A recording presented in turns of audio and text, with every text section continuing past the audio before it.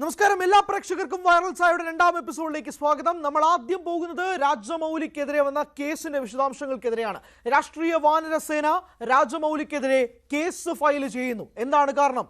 വാരണാസി പോലൊരു mega ഇവന്റിൽ, title launch ഇവന്റിൽ ഭഗവാൻ ഹനുമാനെ പരസ്യമായി പൊതുവേദിയിൽ വെച്ച് സംവിധായകനായ രാജമൗലി അപമാനിച്ചു എന്നുള്ളതാണ് രാഷ്ട്രീയ വാനരസേന മുന്നോട്ട് വെക്കുന്ന പ്രധാനപ്പെട്ട കാരണം. അതിലവർ ഹൈദരാബാദിലെ സരൂർ നഗർ പോലീസ് സ്റ്റേഷനിൽ കംപ്ലൈന്റ് ഫയൽ ചെയ്യുന്ന ഒരു സാഹചര്യം കൂടി ഉണ്ടാകുന്നു. ഇനി എന്താണ് രാഷ്ട്രീയ വാനരസേന മുന്നോട്ട് വെക്കുന്ന ആവശ്യം? പോലീസിനോട് അവർ പറയുന്നത് പൊതുവേദിയിൽ വെച്ച് ഹനുമാൻ ഭഗവാനെ കൃത്യമായ രീതിയിൽ അധിക്ഷേപിക്കുകയും ആക്ഷേപിക്കുന്ന രീതിയിലേക്ക് സംവിധായകൻ രാജമൗലിയുടെ വാക്കുകൾ കൊണ്ടു, അത് ഹിന്ദുക്കൾക്ക് വ്രണപ്പെട്ടു എന്നുള്ളതാണ് രാഷ്ട്രീയ വാനരസേന മുന്നോട്ട് വെക്കുന്ന കാര്യം. ഇനി എന്താണ് അവർക്ക് വേണ്ടത്? രാജമൗലിക്കെതിരെ കേസ് ഫയൽ ചെയ്യണം. മാത്രമല്ല, ശക്തമായ രീതിയിൽ തന്നെ പോലീസ് കേസ് ചാർജ് ചെയ്യണം.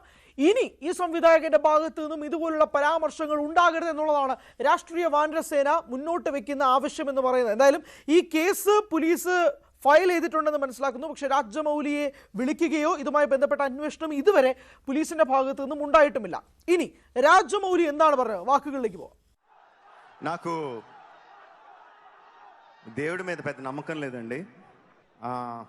నాన్నగారు వచ్చి ఇందాక హనుమ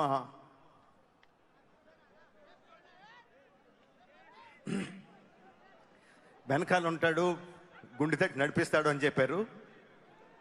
ఇలా అయిన వెంటనే కోపం వచ్చింది, ఇదేనా నడిపించేది అని.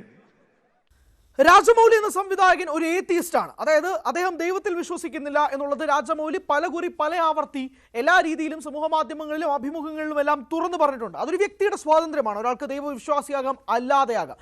പക്ഷേ രാജമൗലിയുടെ അച്ഛൻ വിജേന്ദ്ര പ്രസാദ് എന്ന ഇന്ത്യയിൽ തന്നെ ഏറ്റവും പ്രധാനപ്പെട്ട തിരക്കഥാകൃത്തുകളിൽ ഒരാൾ ഒരു വലിയ ഹനുമാൻ ഭക്തനാണ് എന്നുള്ളത് രാജമൗലി തുറന്നു പറയുന്നു. അതോടൊപ്പം തന്നെ തൻ്റെ ഭാര്യ ഹനുമാൻ ഭഗവാനെ സ്വന്തം സുഹൃത്തിനെ പോലെയാണ് കാണുന്നതും എല്ലാ ദിവസവും ഹനുമാന് വേണ്ടിയിട്ടുള്ള സേവ തൻ്റെ ഭാര്യ നടത്താറുണ്ടെന്നും രാജമൗലി തുറന്നു പറയുകയും ചെയ്യുന്നു. ഇതിപ്പോൾ എന്താണ് ഹനുമാൻ ഭഗവാനെതിരെ രാജമൗലി ഇങ്ങനൊരു പരാമർശം ഉണ്ടാക്കാനുള്ള കാരണം എന്നതിനെപ്പറ്റി നമുക്ക് സംസാരിക്കാം. ഈ വാരണാസി പോലൊരു സിനിമയുടെ ടൈറ്റിൽ ലോഞ്ച് ഇവന്റ് എന്ന് പറയുന്നത് ലോകമെമ്പാടുമുള്ള ജേർണലിസ്റ്റുകളെ കൊണ്ടുവന്ന് നടത്തിയ ഒരു മെഗാ ഇവന്റാണ്.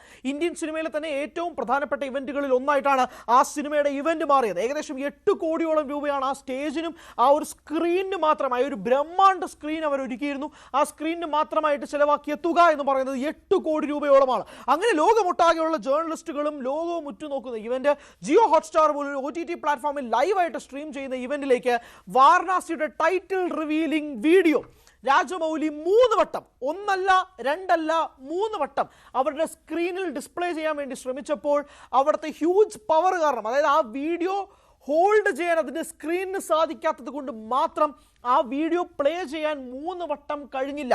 സംവിധായകനായ രാജമൗലി ഫ്രസ്ട്രേറ്റഡ് ആകുന്നു.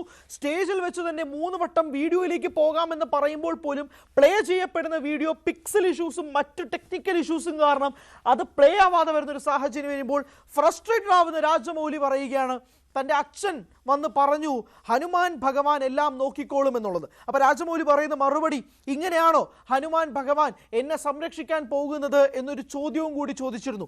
ഞാൻ ദൈവത്തിൽ വിശ്വസിക്കുന്നില്ല, എൻ്റെ ഭാര്യ പക്ഷെ വളരെയധികം ദൈവവിശ്വാസിയാണ്. എൻ്റെ ഭാര്യയോടും ഞാൻ ചോദിക്കുന്നു, ഇങ്ങനെയാണോ ഭഗവാൻ ഹനുമാൻ എന്നെ സംരക്ഷിക്കാൻ പോകുന്നത്, എന്നെ രക്ഷിക്കാൻ പോകുന്നത്, എൻ്റെ കൂടെ നിൽക്കാൻ പോകുന്നത് എന്നുള്ളതാണ് രാജമൗലി മുന്നോട്ട് വെച്ച ചോദ്യം.